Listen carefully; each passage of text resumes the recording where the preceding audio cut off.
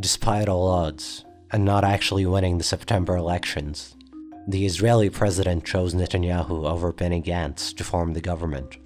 Netanyahu's already failed at this task back in April, and he could fail again this time. The government he forms must get the approval of over 51% of the Knesset, that's 61 seats or more.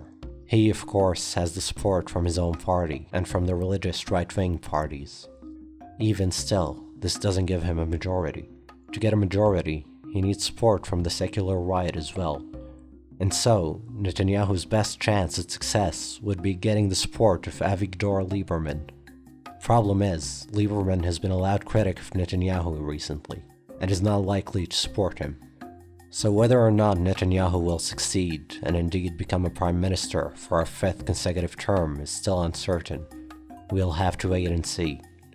As to why Netanyahu was chosen again despite not winning the elections, well, you see, there's nothing in the law forcing the Israeli president to offer the task of forming a government to the leader of the winning party. It's just that usually, the leader of the winning party is most likely to gather enough support, seeing as their party already has the biggest chunk of the Knesset.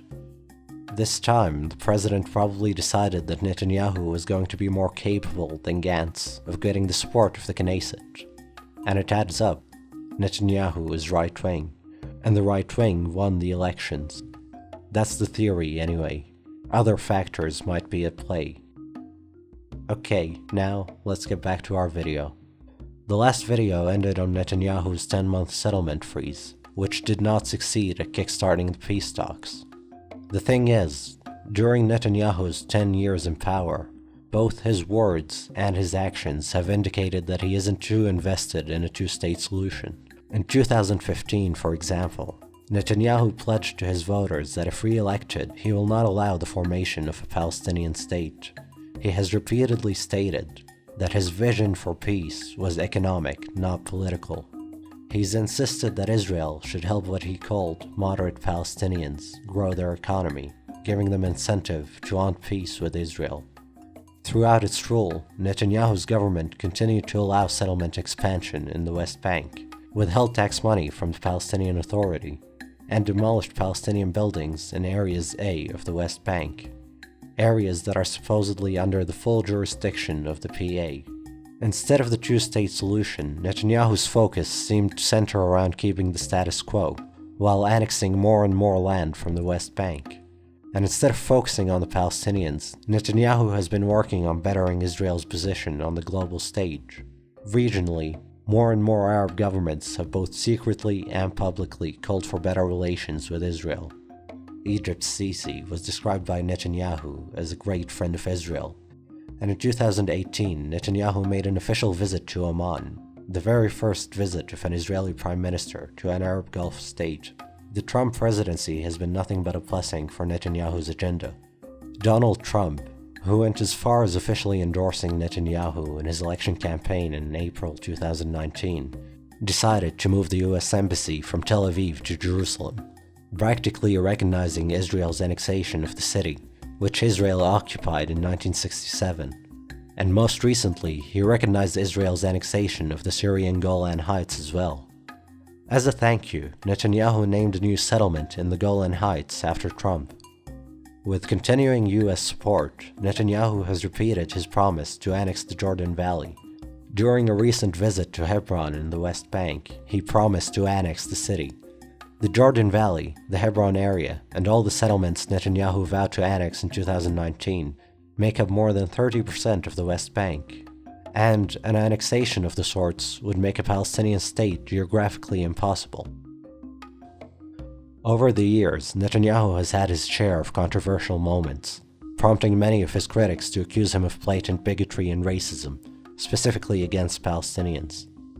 Like in 2015, when during a speech in Jerusalem, Netanyahu stated his belief that Hitler did not want to exterminate the Jews, but only to expel them, and that the Mufti of Jerusalem, Muhammad Amin al-Husseini, was in fact the one who pushed Hitler towards the final solution. According to Netanyahu, the Mufti of Jerusalem told Hitler, "If you expel them, they will come here to Palestine." Hitler then asked, "What should I do with them?" To which the Mufti replied, "Burn them." Of course, no historical document and no historian has ever claimed that such conversation took place.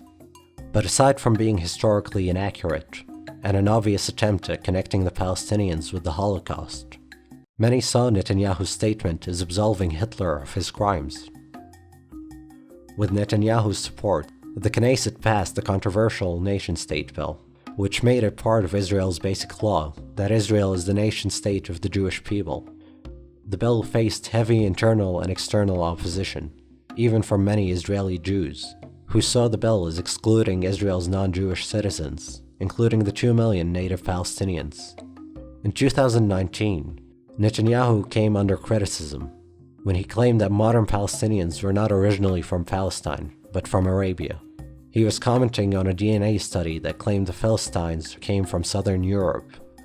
Netanyahu concluded that the Palestinians' connection to the land of Israel is nothing compared to the 4,000-year connection that the Jewish people have with the land, a view long held by Zionist pioneers. Despite DNA evidence linking modern Palestinians to the greater Syria region and specifically to Palestine, and obviously despite the claim being completely irrelevant to the situation, as even Netanyahu himself believes that the Palestinians have lived in Palestine for thousands of years. Lastly, during the second elections of 2019, in wake of high Arab voter turnout, Netanyahu was recorded telling his supporters to go out and vote, because the Arabs are voting. And after it became clear that the Arab Joint List won a record high number of seats in the Knesset, Netanyahu stated that Israel needs a Zionist government that is committed for Israel as a Jewish state, and that no government can be based on support from Arab parties. Since 2016, the Israeli police has been investigating several possible crimes committed by Netanyahu and others in his close circles. The police has even recommended that Netanyahu be charged in 2 separate cases, one involving expensive gifts supposedly received by him and his family in exchange for political favors, and another involving Netanyahu allegedly promising one newspaper favors in exchange for positive coverage. Netanyahu is also a suspect in a case concerning an alleged bribe offer to Israel's Attorney General, and other allegations regarding his connection to communication companies as the Minister of Communication, a position he held until 2017. Netanyahu is likely to be charged with at least some of the mentioned supposed crimes, which may lead him to prison. Despite the ongoing turmoil in the Middle East, the situation in Israel and Palestine has actually been relatively calm since Netanyahu came to office 10 years ago. During this time, Israel was engaged in 2 major assaults on Gaza, an assault in 2012 which lasted for only 1 week, and claimed the lives of over 100 Palestinians and 4 Israelis. A second assault in 2014 had a much more devastating impact and lasted for almost 7 weeks, claiming the lives of over 2,200 Palestinians, 70% of whom were civilians, along with 67 Israeli soldiers and 6 Israeli civilians. Netanyahu's government has kept the Gaza Strip besieged, with tensions rising and falling.